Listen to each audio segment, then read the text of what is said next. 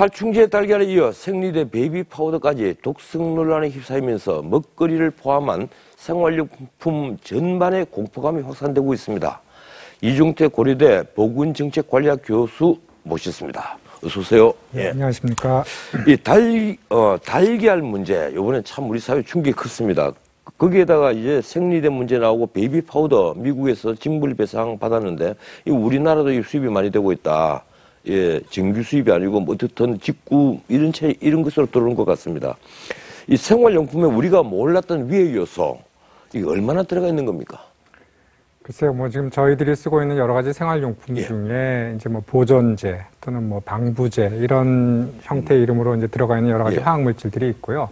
그런 화학물질들의 위해 여부는 이제 위해가 이제 뭐 안전하다 이렇게 이런 그러니까 위해 수준 위해할 가능성을 배제할 수 없는 그런 수준이고요. 문제는 위해한 물질이 있다 없다가 아니라 얼마큼 있느냐가 이제 문제가 되겠죠. 그래서 그런 점에서 정부나 또는 뭐 이제 시민들의 경우에는 위해한 물질이 없는 것이 아니라 얼마나 낮은 농도로 있어서 그것이 내 몸에 이제 안전한 수준 또는 영향을 그리 주지 않은 뭐 그런 이제 그 제품을 선택하고 선별하는 그런 이제 뭐 그 능력이 필요하겠죠. 예, 보존제, 방부제 이런 것도 다 위험한 물질이군요. 예, 살충제 달걀이 작년부터 문제가 이미 됐더라고요. 꾸준히 얘기가 돼 왔고 그리고 지금 생리대 문제만 하더라도 뭐 특정 상표를 얘기해서 뭐 합니다만 이 릴리안 생리대 이미 올 봄에 시민단체 토론회에서 거론이 됐다고 합니다. 그런데 이 막을 수 있었던 사건을 왜 못 막는 겁니까? 글쎄요, 뭐 여러 가지 그 원인들이 있을 수 있는데 이제 21세기 현재 대한민국에서 이러한 물질이나 이러한 상황들을 관리를 하지 못한 어떤 뭐 법령이나 또는 그 관리 전문가들이 없는 건 아니라고 생각합니다. 기본적으로 그러니까 시스템이 없는 건 아닌데 뭐 작년에 저희들이 이제 경험했던 뭐 커다란 뭐 여러 가지 그 전국의 사건, 금년 초에 어떤 이런 사건까지 이르면서 그러한 시스템들이 작동이 되지 않았다 이렇게 이제 보는 것이 맞을 것 같습니다. 그래서 그러한 시스템이 없는 건 아니고 그 시스템을 잘 작동하는 것이 문제고 또는 작동되지 않았기 때문에 이러한 문제가 지금 나타났다 이렇게 얘기할 수 있겠습니다. 예, 워낙 정치적 사건이 크다 보니까 이제 시스템이 제대로 작동하는 측면이 있다 이런 말씀이군요.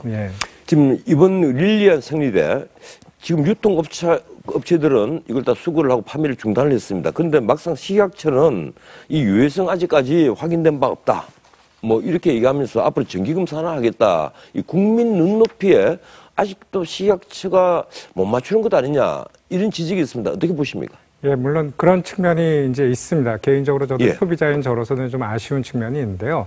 하지만 이제 식약처의 입장을 이제 본다면 기본적으로 과학적으로 입증되지 않은 상태에서 오히려 이제 뭐 수거라든지 뭐 제품 해sul 같은 걸 통해서 국민들의 불안 오히려 이제 크게 하는 그런 이제 우려가 있을 가능성이 있어서 아마 그런 부분을 아마 확인하기 위해서 시간을 좀 버는 것 같은데요. 근데 아쉬운 점은 정부가 왜 있는지, 정부가 기본적으로 있는 거는 우리 국민의 삶의 질을 위해서 또 특히 이제 건강을 위해서 최전선에 있는 거라면 이런 상황에서 그 과학적으로 입증되어야지 어떤 정책을 수립한다라는 어떤 그런 기준보다는 지역사회에서의 주민들의 어떤 요구 또는 불안 또는 실제로 위협 이런 위해의 어떤 상황들이 확인되는 상황이라면 그런 위해를 줄이기 위한 어떤 조치를 당장 시급하게 취해야 되는 거죠. 그런 점에서 이런 문제에 있어서는 좀 더 이렇게 적극적으로 대응할 필요가 있는데요. 그런 부분에서 좀 아쉬움이 있습니다. 그런 면에서 우리 식약처의 태도 아쉽다.